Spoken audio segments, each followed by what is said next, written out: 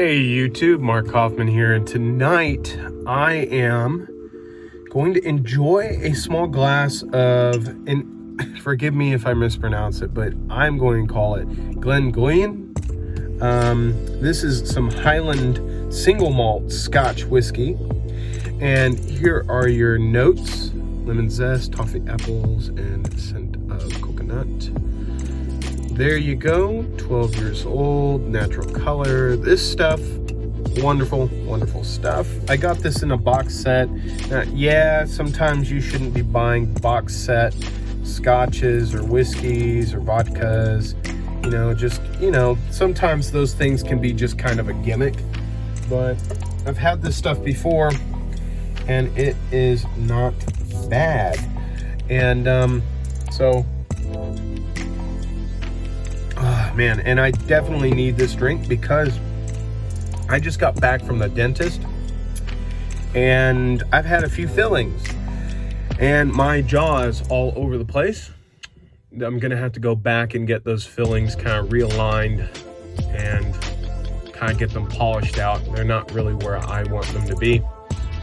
It's nobody's fault. I can't feel a thing when they're doing that procedure. So I'll be going back, getting all that taken care of and realigned. And I originally was going to just do this as like a collection update and like where I'm going, but that's kind of getting boring. So I'm just going to talk, kind of just have my collection out and just kind of chill, and you'll see some new stuff, you'll see some old stuff out of my collection. And also I'm wearing a different watch today. This is actually a Seiko 5, and this is the, I thought I could read that. This is the 7S26 caliber movement in this one, and this actually has a sapphire domed crystal in it. I installed a sapphire crystal to this, and I feel like that really helps with the durability of this watch. But this watch was the watch that I wore on my honeymoon, and I finally got it from service. A fellow watchmaker of mine worked on it. I've been so busy I can't really work on it myself, so I have this back in my collection, back on my wrist. And yeah, it's really good to have that back. I'll be doing a video on it, so that's new if you haven't seen that yet. And yeah, let's get into it. First off, you do taste the coconut. That's not BS. You really do. So let's get into it. I'm actually still debating on a few of these that I'm going to be selling, and further purging of my my collection. But yeah, today is Thursday. It's almost Friday. I'm probably going to be uploading this Friday, so you'll be seeing that a day later. But I've already done a video on my Kershaw Scallion, and I have to say the updates to this design are noticed. The T10 pivot screw is lovely. It's captured. I love that. This, I put some mineral oil in it, and now it's perfect. Okay, absolutely where I want it to be. The thing that I really like is the lock bar here locks it going this way and locks it going this way. So if you push, it's locking it that way. If you push this way, it locks it that way. So this way it's locked, that way it's locked. Very solid lockup. After disassembly, the lockup actually increased on it. So I think it had some gunk in there, it had some junk, but now it is right where I want it to be. Now, the things that I have noticed about this knife as of late and using it is the genius that is Ken Onion. What I love is that you see where my knuckle is, okay?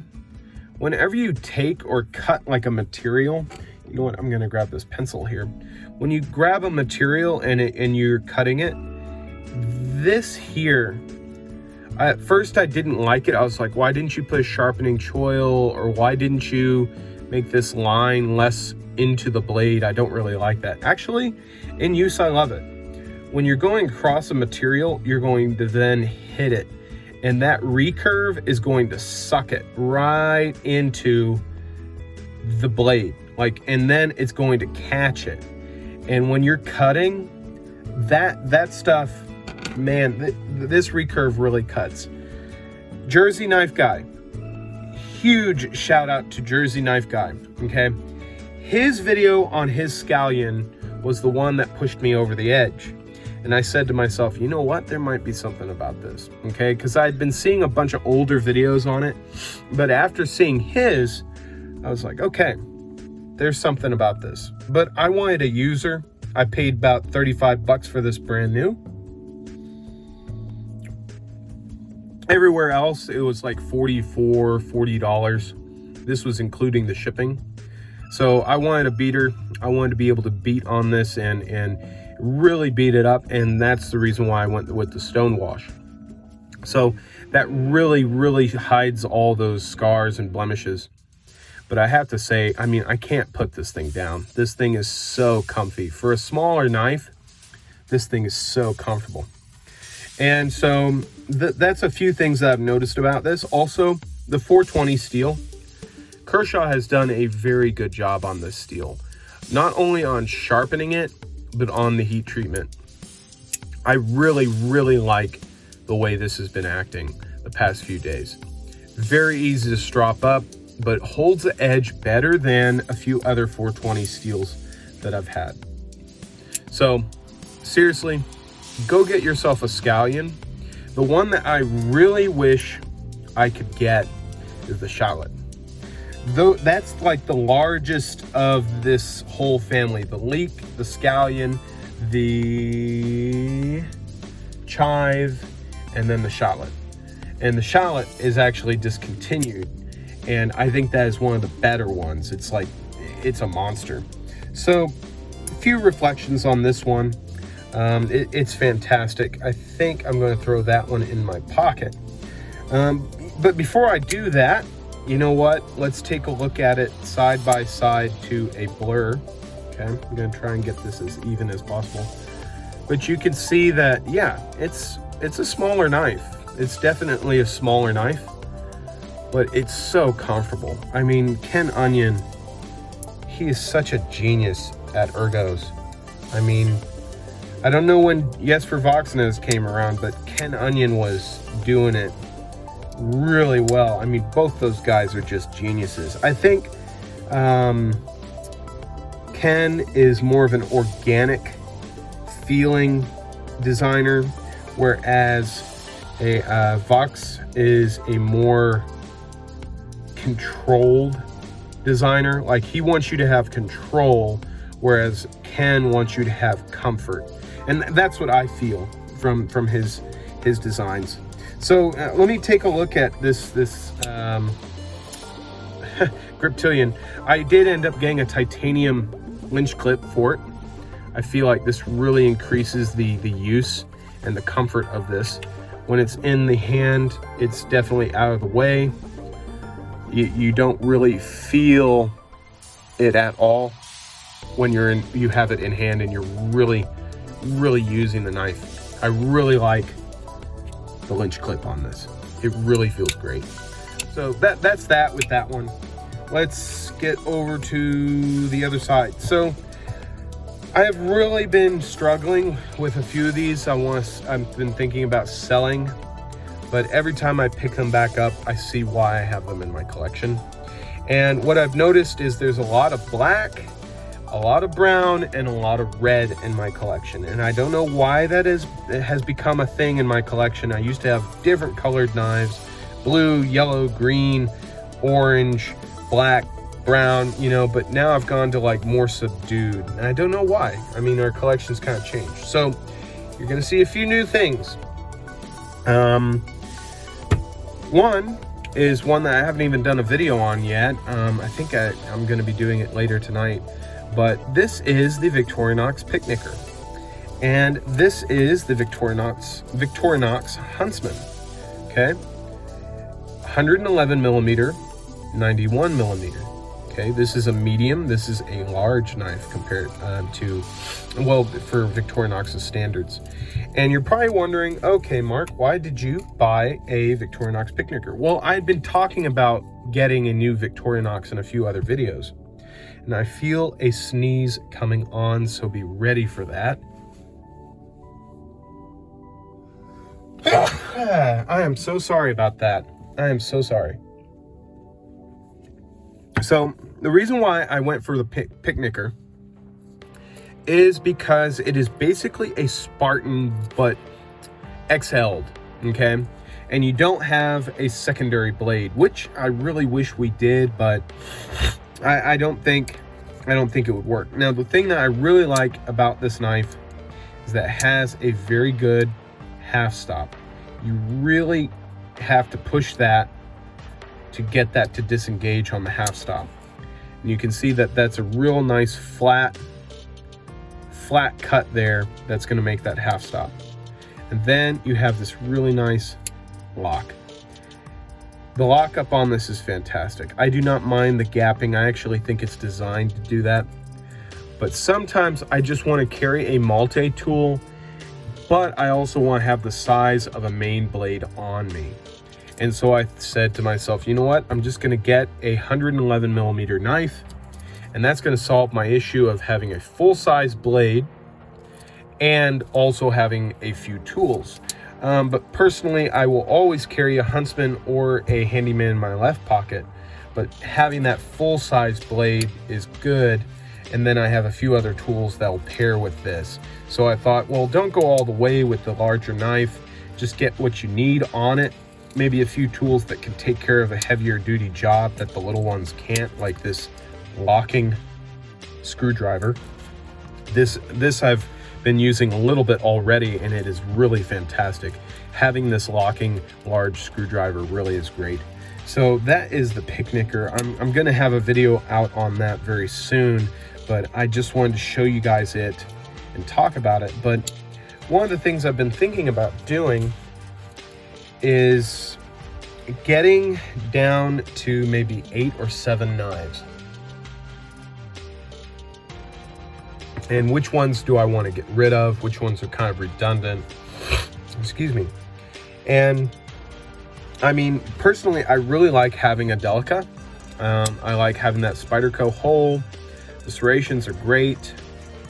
Okay, the serrations are wonderful on this. The blade steel's great. I think VG10 is really a nice steel, very easy to use. But I've still been kind of up in the air and thinking about just selling both of them for like 70 bucks. You know, kind of past the savings on. But I've also been thinking about getting rid of the Super Freak. I don't think I have carried this in almost a month and a half.